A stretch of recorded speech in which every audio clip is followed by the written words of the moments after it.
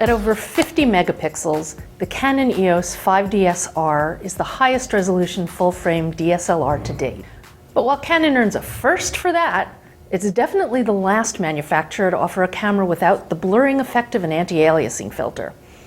The camera's not shipping yet, but I got a chance to shoot with a pre-production version for a couple of weeks, and here's my take. The photos from the pre-release version are certainly sharper than any I've seen from a Canon, and they're a whole new level of quality compared to the 5D Mark III. But the photos from the pre-production version weren't quite as good as those I've seen from the Nikon D810.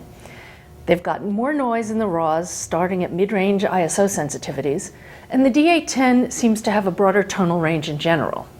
The Canon does offer a fine detail picture style that enhances sharpness and helps with photos at about ISO 800 and higher, but that mode also increases artifacts. The higher resolution does help in cases where the focus is slightly off, though, making scaled-down images look a little sharper than they might have otherwise.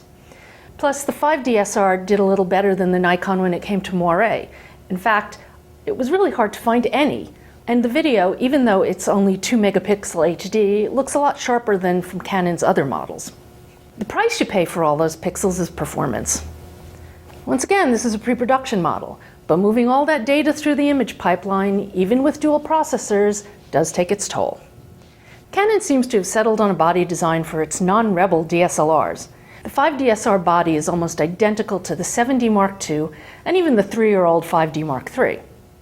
There are really only a few menu items that differ from the 7D Mark II, and those apply to features that exist only in one camera or the other.